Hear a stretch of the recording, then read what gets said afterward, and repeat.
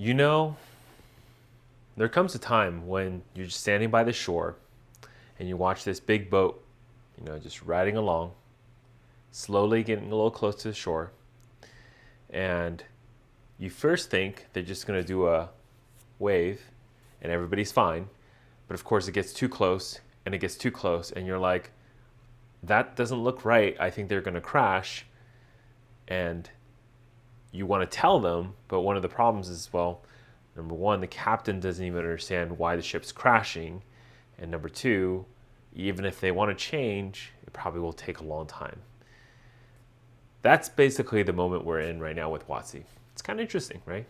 Again, hello everybody, this is Mark, Solar Games, and today I'm going to take some time and debrief on the whole WotC fireside chat situation. Dorian, this is not alcohol, this is just tea. Really good tea, actually, from France, with lots of history, 150 years of history. Reserveless tea, probably. Okay, so let's talk about this slowly crashing ship. Yeah, it's actually kind of sad. I was hoping that they were going to come out, really address some of the concerns, at least just on the surface, address it. You don't need to make any changes. See, this is where WotC is really dumb, right? You don't actually have to change anything. You could be right. Just be right silently. Don't be openly right.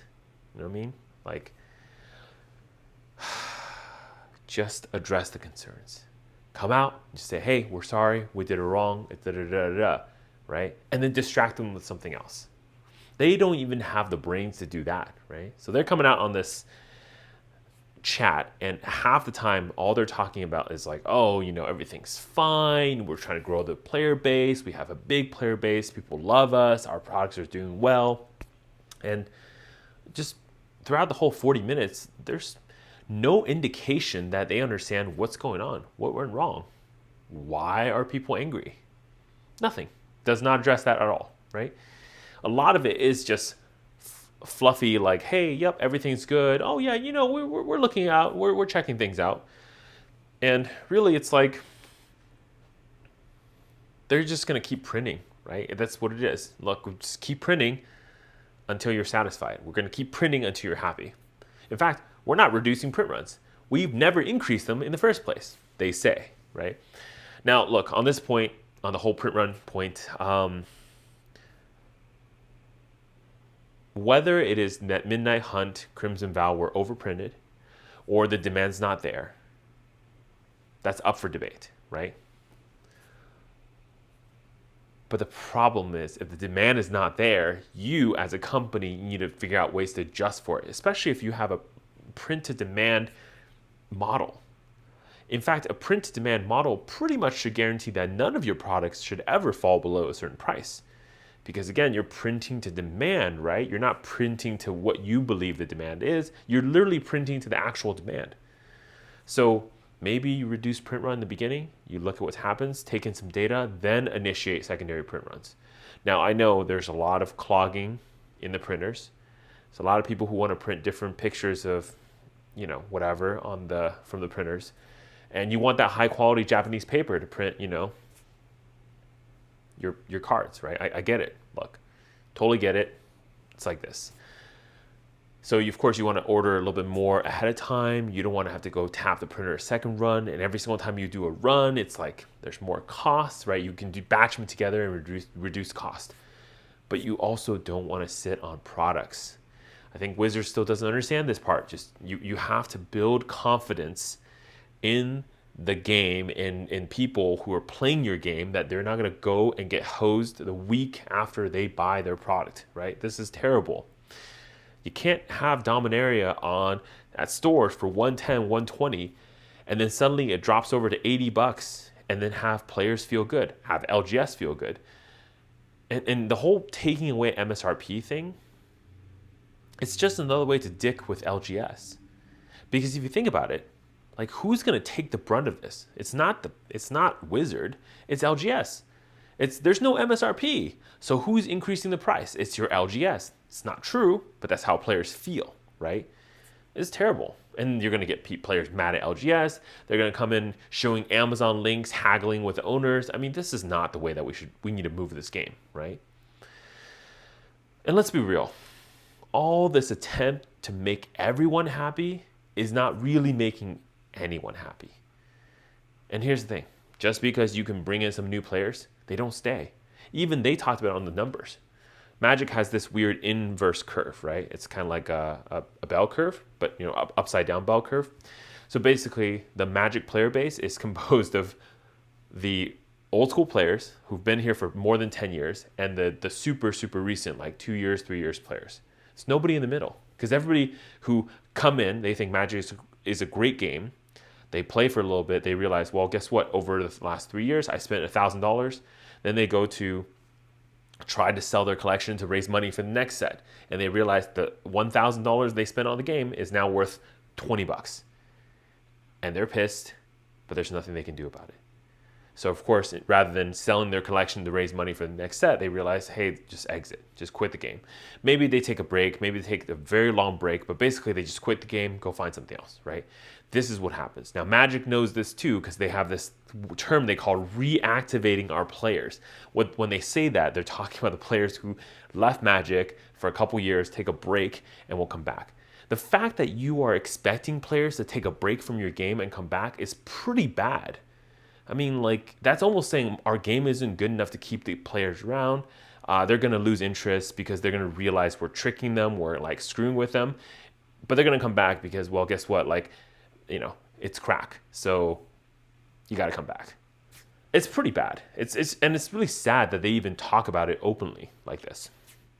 Majority of the conversation is about money, monetization, monetize this, monetize your mom, monetize your girlfriend, monetize everybody, right? Monetize your kids, monetize you so you can go monetize your kids. And if your kids don't play Magic, great, go play D&D, go play other games where we can monetize them more. So here's the thing, D&D players, this fireside chat was about Magic, but D&D got mentioned the most. For what purpose? To make money off of them. So Magic made the acquisition, Hasbro, WotC made the acquisition of D&D Beyond a year or two ago. And of course, they're looking at D&D and say, this is an under-monetized market. Now, of course, they're saying this for the investors, so the investors are like, oh, cool, there's more money to be made from this player base. But man, if you're a player listening to this, do you feel good about this? I mean, all the things that you hate about Magic is coming right to D&D probably next year. I'm talking collector edition books, which I'm told they already exist. But you're going to have serialized figurines. You're going to have serialized dice. I mean, just think about this. Or maybe like a lot of your playing pieces are going to be on subscription, so you have to keep paying for them. Maybe digital options for D&D content on a subscription basis. All this stuff is going to come to D&D too. You are under monetized. They're going to get more money out of you. This is crazy. Like, this is insane. Just part of this is like, what part of this was helping the players? Sometimes when you think about a business, right? If you think about making money first, you're just going to crash a ship. Yes, you're going to make some money, but eventually you're going to crash a ship because all you care about is making money. So then you are using all these tactics to make yourself like earn more money at the cost of everything. IP, goodwill, trust, everything. This is why, you can hate Apple, you can love Apple, but I'll tell you right now, Apple is doing really well as a company still. And part of the reason is because at the core, they built a model of building a better product. I don't know about like Tim, but like when Steve Jobs was at the helm, his biggest passion was to build a good product, build a product that customers want. And then the money will come. I mean, look at Bezos. Bezos is where he is because, again, especially in the beginning, I don't know how he feels now, but in the beginning, he feels like building the customer base, caring about customers, caring about what customers care about, build his business, right? It's the same thing. Look, it doesn't matter how big your company is, doesn't matter how many players you have, you still have to cater to your customers. And if your customers are not happy, you cannot just keep monetizing them. So it's really dumb for them to keep saying this. But again, that's how Wizards wants to talk about it. That's how they want to play this game. It's pretty obvious now, right? And this really passionate forcing of players to play the way that they want you to play is really annoying, right? EDH is so popular. So we're going to continue to monetize EDH because they know if they don't do that, if they just let EDH kind of organically grow the way it's supposed to be, well, they can't get the money from it. So they're going to monetize the crap out of EDH, and it's working because every one of these decks they built, people buy them, and people will continue to buy them. Now we have EDH starter decks, which, again, I don't know why this product line exists. I think EDH is a very complicated format where it takes some players some time to really get into it. I would rather see them start with maybe standard, maybe like drafting, these kind of starter pieces. I think Jumpstart is a great option for a lot of new players. I don't think an EDH starter deck is a great option. But here's the thing. Forcing players also to go to Arena. And here's the writing is on the wall. Arena is doing very well. And it probably will continue to do very well. They're pushing more, new player experience into Arena and pushing more for players to go play Arena. Why? Right now, most Magic monetizes your time only on Friday, Saturday, maybe like one day of the week, Tuesday or Wednesday, you play at the store. That's when you go in there, you might do a draft that really, draws more product to be consumed, which allows the stores to go order more product, etc. Like helps the ecosystem, right? But that's not enough for Wizard. And they can't really monetize the secondary market, right? So they're a secret layer, but that's about it. So what are they going to do? They're monetizing your other days of the week. Look, it's activation energy is really easy, right? If I can pull up my phone and log into Arena. And that's exactly what they're going to do. They're going to make sure that you have more access to Arena so you can play every day of the week and monetize, because they want what they call hybrid players. So these are the players who play Arena when they're not playing at the store. So you're always engaged. This is why they do dailies, guys. This is why they do all these little, very, I would say, nefarious things that mobile games have basically adopted for everything. They're doing the same things. The dailies hook you, right? It's a hook mechanism. But here's the thing. They really don't want to give you anything for free. That's why on Arena, they barely give you enough to keep you going as a free player. But if you really want to build decks, if you really want to be competitive, you have to shell out the money. And let's say you don't want to be competitive. You don't care about the competitiveness. Then what do? They give you all the, different like cosmetics, monetization, these kind of skins, right? And that is also where they make money from the players who don't really care about being competitive, but more about like fancy looking, etc.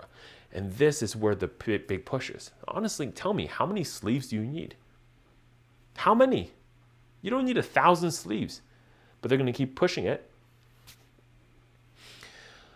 Look, we can say whatever we want about Universes Beyond, Secret Lair. It's working. It's working very well for Wizards. Yeah, they're drawing a lot of players in. People love it. People will continue to buy it. And here's the thing. Money speaks. Like we've been talking about for many, many, many videos. If you keep buying the product, that's a clear signal to them that it's working and they're going to make more of those products. So the only way to stop them is to stop buying those products. And here's the thing. Wizards will continue to make the product until it becomes basically not profitable for them, and they'll stop. We've seen this happen with many different types of product lines, sets, those kind of things. Same thing. They're going to continue to push this stuff like Secret Lair, Universes Beyond until there's nothing. But what's really, really sad is like Magic doesn't have its own IP. In fact, it has to borrow other people's IP to be popular, which is really sad. I mean, what happened to the storyline?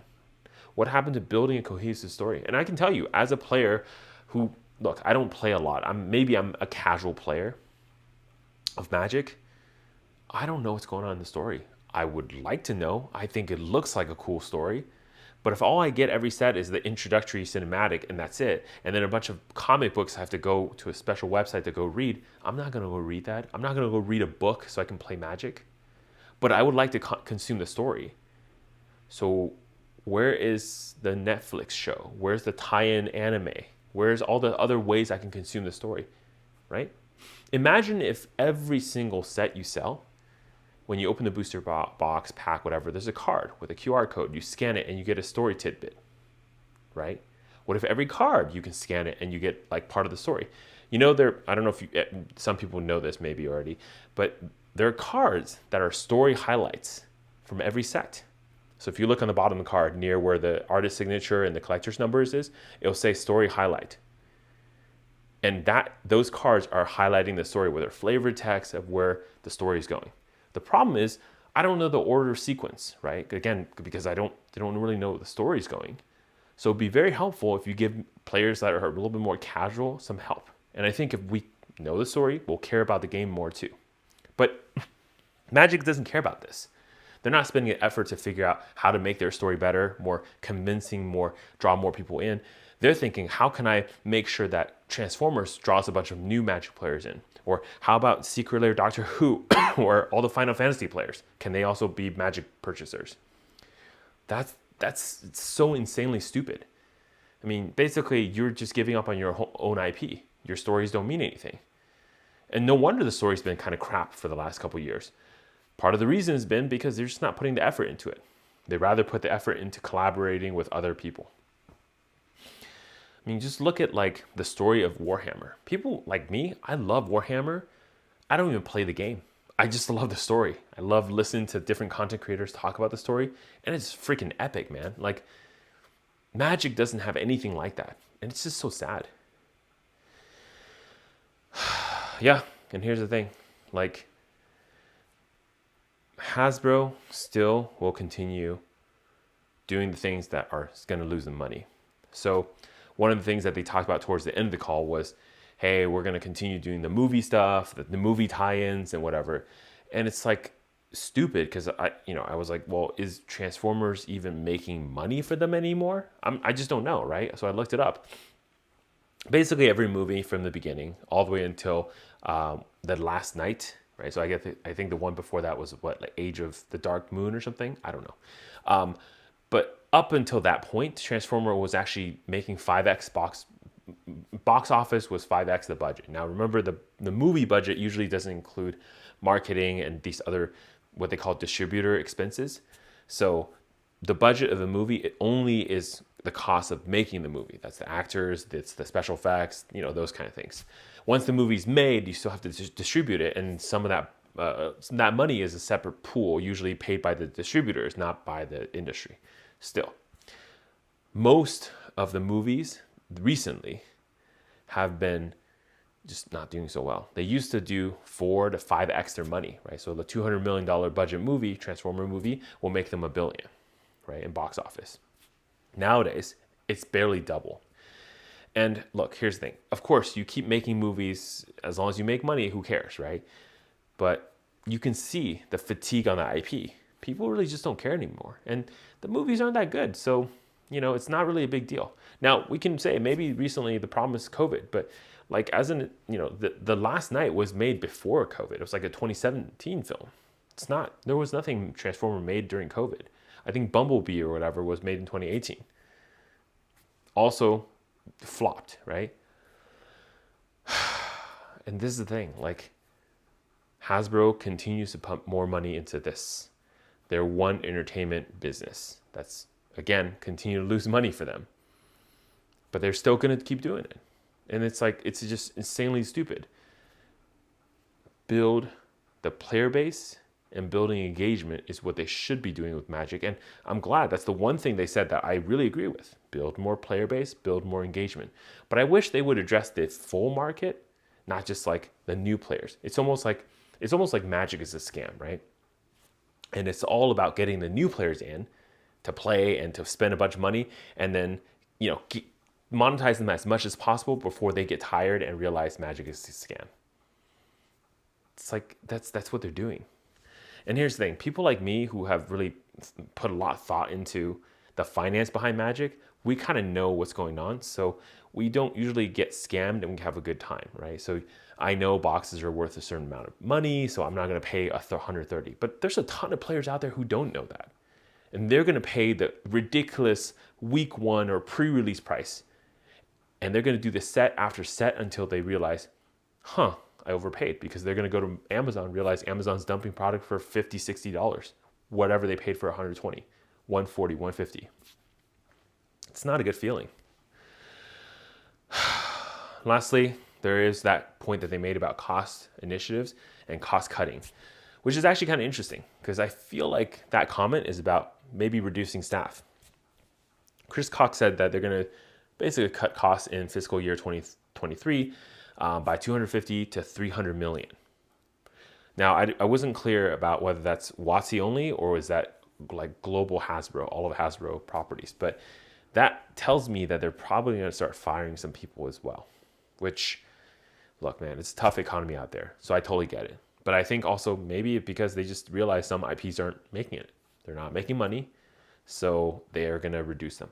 I think that's a good idea. Focus on the brands, focus on 8 to 10 brands is a perfectly fine idea.